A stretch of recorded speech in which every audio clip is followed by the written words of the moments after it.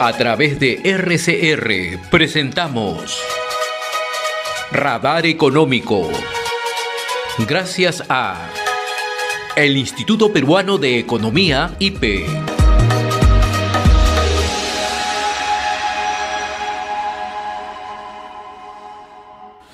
Bien, en nuestra secuencia Radar Económico, gracias al Instituto Peruano de Economía, nos visita Miguel Zamora, economista senior del Instituto Peruano de Economía IPE. Miguel, qué gusto saludarte, muy amable como siempre, ¿cómo estás? ¿Qué tal, José? Buen día, muchas gracias por la invitación. Vamos a conversar de inversión privada en el Perú, que sin lugar a dudas ha sido un motor de crecimiento clave para generar empleos y reducir pobreza. ¿Cómo ha ido evolucionando la inversión privada en los últimos años, Miguel?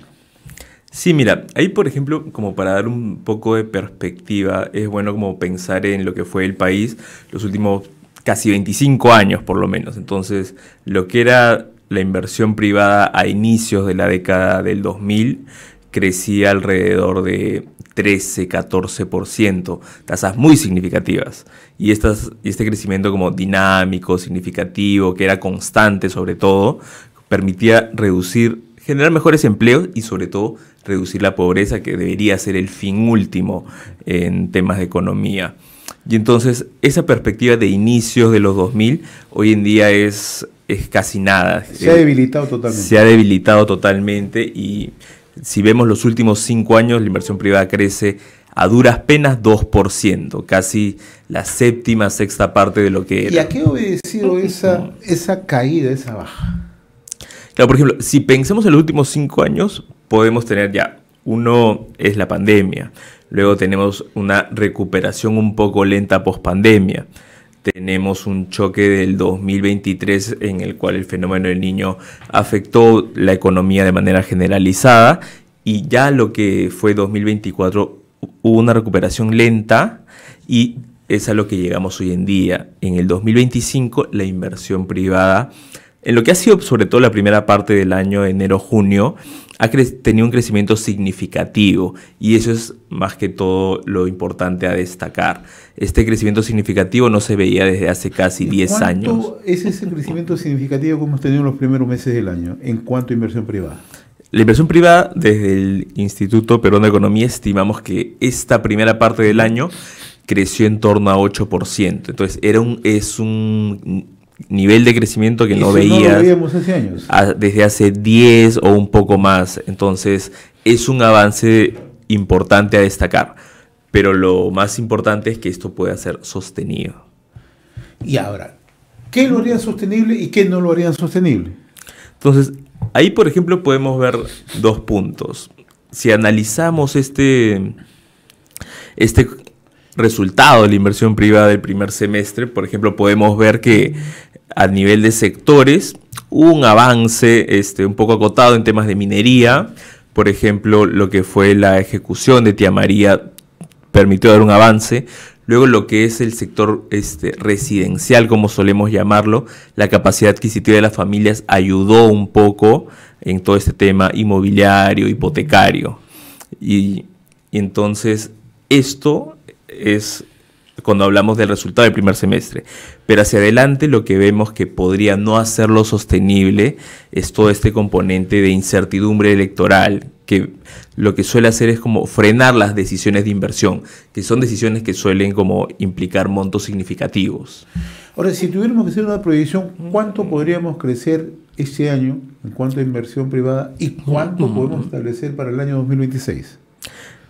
En un ejercicio que hemos hecho desde el IPE, por ejemplo, tenemos que lo que sería este año, la inversión privada podría crecer en torno a 6%.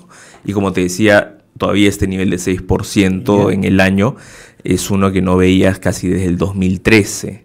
Entonces es un hito importante a destacar. Pero luego tenemos lo que es el próximo año. Y ya el próximo año, por ejemplo, nuestros estimados giran en torno a 1 a 2%. Todo este componente electoral suele afectar la inversión privada. Lo hemos visto en 2021, lo hemos visto en 2016, lo hemos visto en 2011. Entonces, lo ideal sería que sea afectada lo menos posible. Y no solamente el panorama electoral, sino también lo que puede hacer el Congreso. Exacto, porque por ejemplo, un punto importante es en este último año como de gobierno y de Congreso que queda, que se pueda impulsar la inversión privada y sobre todo como que no mermar esta confianza o lo que solemos llamar el entorno de negocios, como generando legislación que no sea lo más favorable posible. Si tuviéramos que plantearnos un análisis, ¿cuál es la razón por la que no hemos despegado en inversión privada teniendo componentes favorables para el país, ¿no? Ayer conversaba precisamente con el director ejecutivo de Proinversión, Luis del Carpio. Ellos tienen un conjunto de cartera bastante, digamos, aceptable en términos de inversión. Se han destrabado un conjunto de proyectos, etcétera, etcétera, ¿no? Pero a la par, lo que tú señalas, tenemos una incertidumbre política constante y ahora, en pleno panorama electoral, nos va a impedir tener la certeza de crecer. Claro, por ejemplo, ahí en lo que es proinversión, lo que te permite proinversión es como dar un salto cualitativo adjudicando y dando un primer paso a lo que es megaproyectos. Entonces, lo que se ha visto en proinversión en el último año es que ha adjudicado una cartera muy significativa de proyectos. Y todo lo que haya adjudicado entre 2022, 23, 24 es lo que vamos a poder ver ejecutándose hacia los próximos años.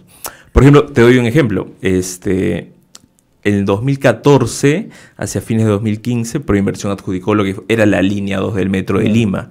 Y hoy en día, en los últimos 3, 4 años, la ejecución de la línea 2 del Metro de Lima es lo que ha permitido sostener ejecución en transporte. Mueve la aguja. Mueve la aguja.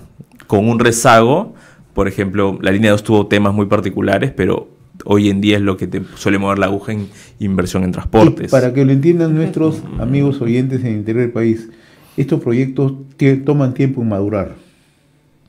Sí, sobre todo los que suelen ser de magnitud, pensemos, Claro. 1.000 millones, 2.000 millones, 5.000 millones, en todo lo que es un proceso de elaborar el diseño del proyecto, adjudicarlo, poder sacar el contrato y recién dar paso a una ejecución financiera y de obras, es todo un proceso.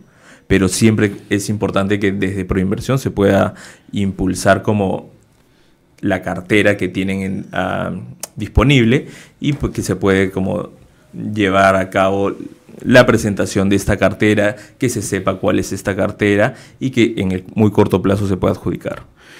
Ayer fue publicado el índice Fraser, que mide los indicadores sobre un sector tan importante como la minería.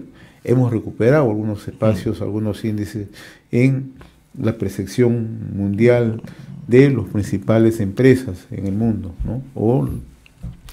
Pero aún tenemos que no logramos recuperar a pesar del precio de los metales que está bastante alto, ¿no? Entonces, ¿qué podría pasar, Miguel, si es que no tomamos medidas que vayan acorde a aprovechar el aprovechamiento de estos precios internacionales y sobre todo a la recuperación de confianza que paulatinamente lo hemos recuperando, no al nivel que quisiéramos, pero lo venimos recuperando? Sí, ese punto del índice Fraser es muy importante, o sea, y como para ponerlo en contexto, Claro. Este índice Fraser suele medir dos cosas. Una es el potencial minero del país, que es simplemente, ¿no?, la capacidad de las reservas minerales, y otro es la capacidad o las prácticas en temas de políticas públicas, temas de regulación. Claro. Y en este segundo componente es en el que el país se venía como deteriorando, perdiendo posiciones con otros países del mundo, y este es en el que se ha podido como recuperar un poco la posición. Si hoy en día vemos como la posición en el ranking Fraser de 2023 a 2024, hubo una mejora, pero esta mejora nos posiciona hoy en día a niveles de 2022, 2021. Entonces, es una mejora, pero que en perspectiva simplemente fue recuperar lo perdido.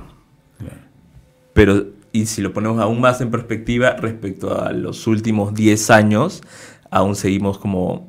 hemos retrocedido respecto a lo que era la posición de Perú en competitividad minera, que al fin y al cabo es lo que luego te permite como dar un salto cualitativo para poder ejecutar grandes inversiones de minería.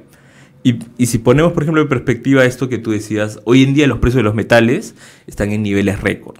Cobre, oro, que son al menos los que solemos exportar como país, y lo que podemos ver en un análisis comparándonos, por ejemplo, con Chile, es que nuestros niveles de inversión se mantienen en torno a 4.000 millones, 5.000 millones, que son mucho menos de lo que solía ser hace 10 años.